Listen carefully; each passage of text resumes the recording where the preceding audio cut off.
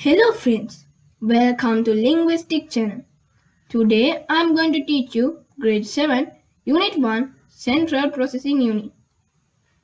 So before we get started, don't forget to like, subscribe and share my video. Let's get started. The first topic of the lesson is let's identify the Central Processing Unit. So the Central Processing Unit is a square-shaped chip. It is located in the system unit and on the motherboard. It helps to do any task that you give. The data and instructions that you give are done by the Central Processing Unit or CPU. It is every time in the background. So, moving on to the next topic. Let's identify the components of the Central Processing Unit. So, in a Central Processing Unit, there are three parts. We can divide it into three parts. First one is ALU, Arithmetic and Logical Unit. Next one is CU, Control Unit. And the last part is Memory Register. So now I am going to explain all the parts one by one clearly for you. So the first part of the CPU is arithmetic and logical unit. So arithmetic and logical unit can be divided into another two subtopics as mathematical functions and logical functions. So my dear friends, what is this mathematical functions? Mathematical functions are the basic mathematical ones such as addition, subtraction, multiplication and division. Logical functions are the comparison of two numbers. For example, 3 is greater than 2. Control unit or CU. It does an important task. It controls the hardware and also the input and send it to the correct place at the correct time. Without the CU, the computer won't be able to run. And the last part, memory register. This memory register is something like the RAM, but it's not completely a RAM. They both do the same function.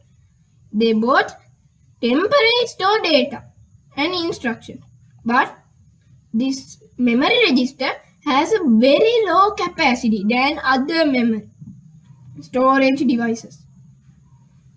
But on the other hand, this memory register has a faster speed of accessing them than any other storage device. That means it has a fast speed to access data and information.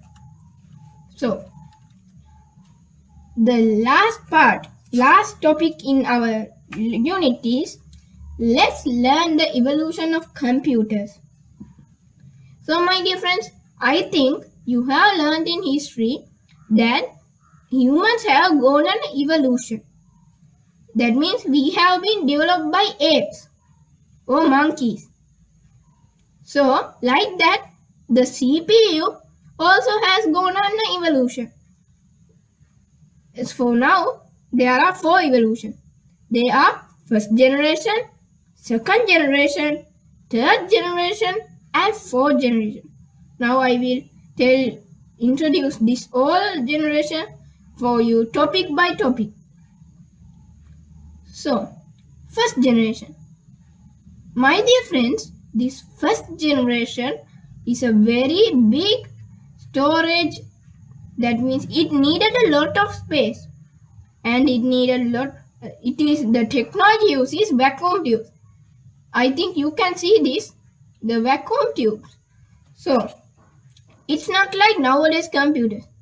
The speed is milliseconds and the maintenance and production of it is very high. Examples of this computer are ENIAC, UNIVAC and EDVAC. So the time period is 1940 to 1956. Moving on to a second generation. Second generation used transistors. It is much faster than the first generation and much smaller than the first generation. For example, to understand for you clearly, if the first generation took a whole room for capacity, then the electricity and power consumption is very high. But the second generation used the half of the room. Then what happens, my dear friends? Then the electricity power consumption gets lower than the first generation. So then when it gets smaller and smaller in size, then the power consumption used also gets reduced. So this second generation is measured by microseconds. It is very highly costly. So it's not easy to buy for normal people. The person should be rich to buy a second generation computer. The time period is 1956 to 1963. Third generation. Third generation computer is smaller than the second generation. So I explained you earlier that when the computer gets smaller, then the power consumption is lower. So this third generation computers use integrated circuits like this small square chip, and it is I think it was in your grandparents' days. But it is faster than other first generation and second generation. This one is measured by nanoseconds. The examples are IBM 360 and CDC 6600. So the last generation in your book is fourth generation. Fourth generation is the nowadays modern computers. You know, laptops, smartphones, smart TVs, they are the modern generation. So their technology is microprocessors. And the speed is measured by MIPS, millions of instructions per second. And it is less cost than any other generation I mentioned earlier. And very small. You don't need a room to keep a nowadays computer or laptop. You can just keep it in your hand or on the table. So then the power consumption is lower than others. So it is cheaper than other generations. And the time period of this is 1971 until future. Until the fifth generation comes, this one is continuing. When the fifth generation comes, the time period is coming. So, now I have shown a diagram in this milliseconds. It is equal to 0.001 second. So, this one is used in first generation technology. So, microsecond equals 0.00001 second. It is the second generation. This is the first. This is the first generation. So the second generation, as you can see, the zero has increased. That means this one has only 2 zeros. This one there are 5 zeros. So that means the speed is faster than the first generation. So third generation use nanoseconds. That one is faster than microseconds. So picoseconds, it means MIPS. It is another word for the fourth generation speed. So it is now the fastest type. It is 0.0000001 second. So now you can see when the generation goes from first generation to fourth, then the speed increase.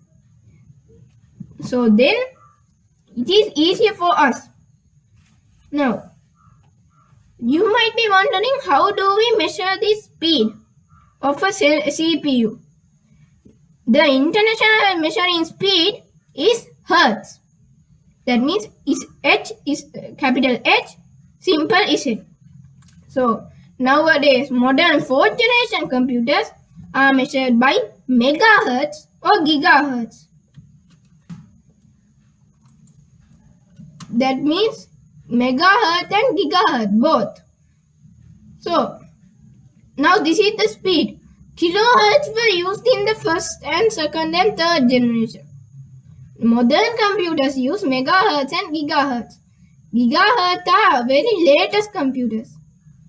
Both are used in the computer 4th generation. It can vary. So think that kilohertz is an ant and gigahertz is an elephant. So then what happens? Ant can't carry much load. It can't carry lot of data and instruction. But elephants, they can carry heavy loads. So it is easier. Then our work gets easier.